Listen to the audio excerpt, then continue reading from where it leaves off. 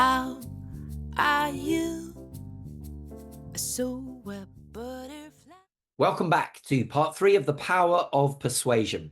So far, we have looked at charisma, presence, and influencing, what exactly those are.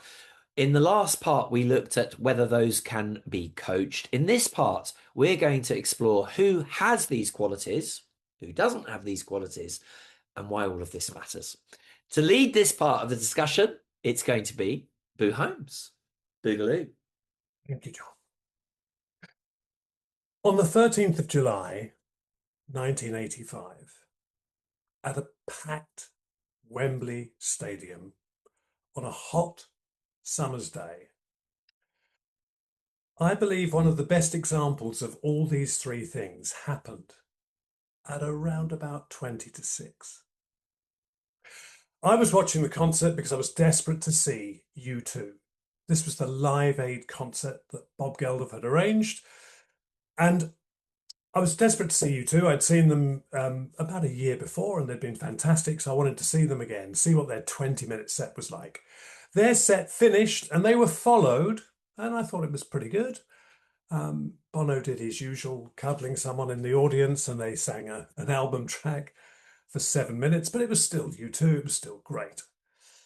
But then suddenly, this charismatic, influential, and this person that embodied presence walked onto the stage and whipped the 90,000 people into a frenzy. Freddie Mercury came onto the stage and just embodied all of those three things. All of the ingredients we've talked about seemed to be injected into this one man who had the whole audience in the palm of his hand. He had the energy, he had the charisma, he had that incredible presence where you just couldn't take your eyes off him. I wasn't a Queen fan, but he so grabbed me by the head and the heart and has stayed burnt on my memory ever since. So every time I think of Live Aid, Freddie Mercury springs to mind. And I think very hard of all of the other acts and all of the other things, but they blurred into one by this incredible burning meteorite of a person. I think it's really fascinating. When we discussed doing this, I immediately thought of people that influence me or people that I feel have charisma. But I sort of like tried to just lay a foundation down in my mind. So I started doing a little bit of research. And it was interesting. That great actor, Laurence Olivier, once said that he always wished to have, and I quote, a commanding, dignified, and impressive physical manner that always went hand in hand with confidence. And I think that's something that is really important. That's the main ingredients put in a really simple way. For me, it boils down to who has that authenticity we've discussed, who is really interested in you. Confidence, of course, is really important, but who's a human being? Who do I feel that I can relate to? Who's empathetic? And then who's really memorable? So I thought of some other examples in terms of charisma. Someone that I've always thought of as being incredibly charismatic is Hugh Grant. And actually, going back to what Jan mentioned earlier, I don't often remember very much of what he said, but he always does it in such a charming, that quintessential English charm that he always seems to arm himself with. Very amusing, and just you feel quite warm and squidgy after you've listened to Hugh Grant. I also, in terms of that presence, I always remember one of the actors that I was a massive fan of was Richard Burton. And I remember when he was being directed in his first breakthrough play, a play called The Lady's Not for Burning, he was directed by a gentleman called Anthony Quayle. And the turning point in the play, Richard Burton plays a character called Richard. And the turning point in the play is where the two lead characters, Sir John Gielgud and Claire Bloom, confess their love for each other. But it's really important that the character Richard overhears that this has happened, but that they don't see him.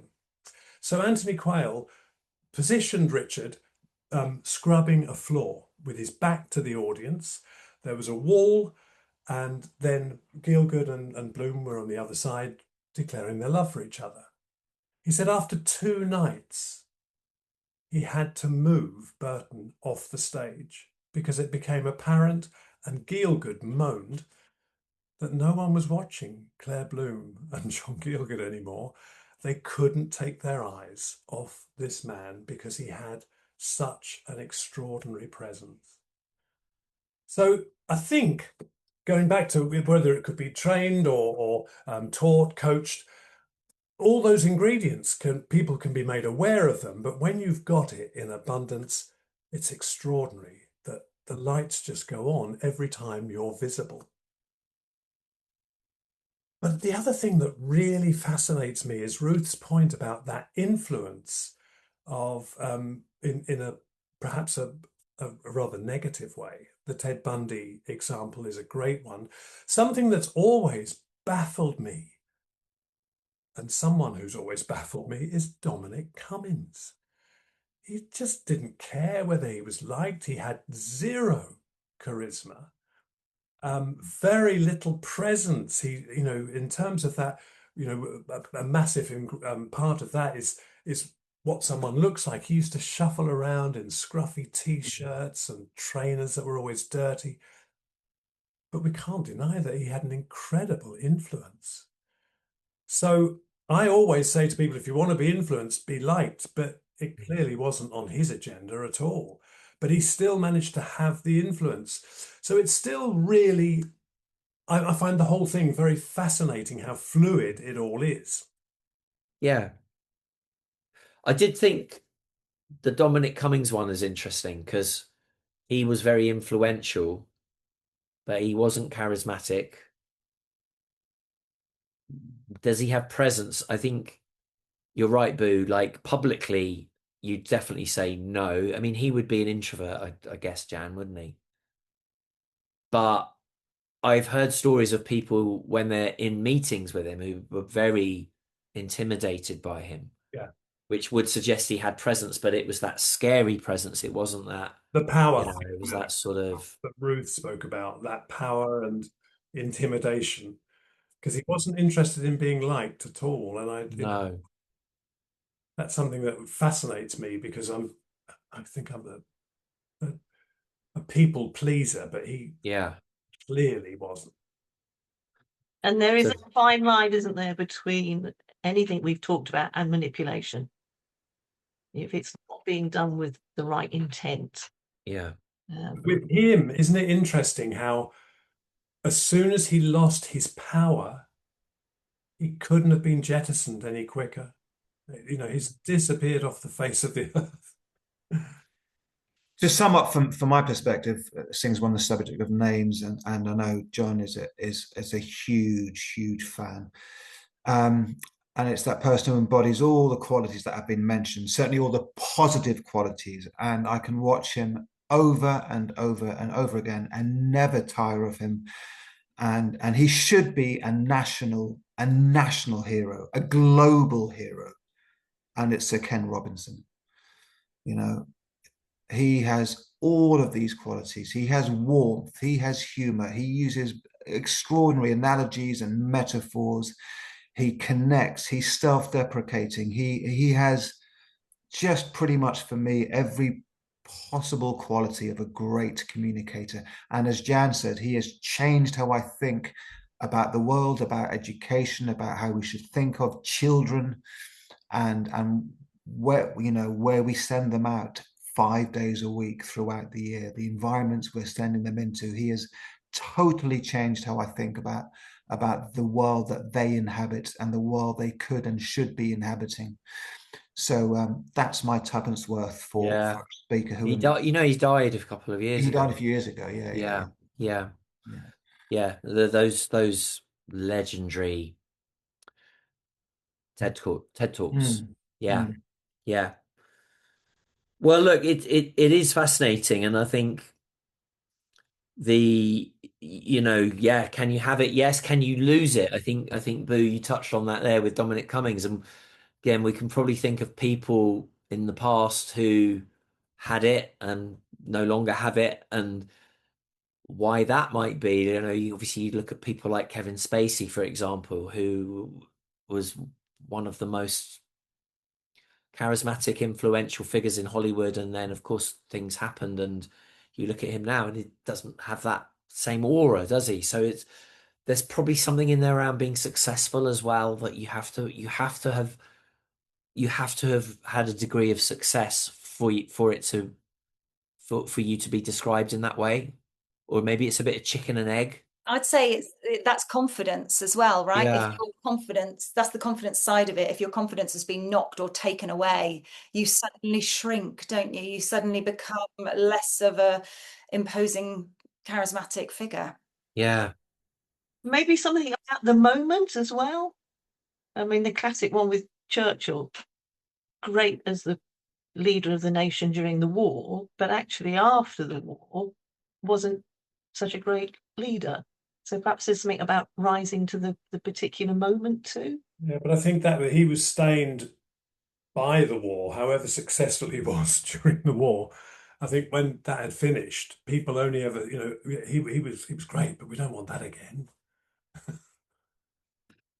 So finishing where we started, then back on Keir Starmer, I don't think we could, any of us, say that there were factors that were nothing to do with charisma, right? There was all sorts of negative press, of course, that he got, the rise of opposition parties like Reform and all of that sort of thing.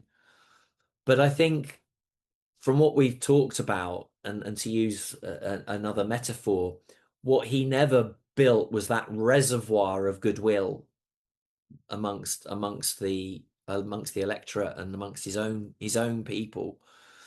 And so when we don't have that reservoir of goodwill, then yeah, this can lead to very well, it can prevent us from having that trust, being given the benefit of the doubt, and we end up as he did, with pretty much no choice but to say goodbye. So it's an interesting one. It'll be fascinating to see as the next few months go by. We pretty much know now who's going to be replacing him, and we know that has a very different style, don't we? Andy Burnham has a very different style to Keir Starmer. He does embody a lot more of the outward qualities, at least, that we've been talking about. We don't know about the substance yet. That's all to be revealed. But it'll be fascinating to see if that, having those qualities, will give him a longer lifespan than his predecessor. All will be revealed. Yeah. Well, look, thank you so much for listening. I hope you enjoyed that. I hope you found it interesting. Don't forget, please, to like, subscribe, and follow. And we look forward to seeing you at the next one. Take care. How are you? So a butterfly in the morning, just one.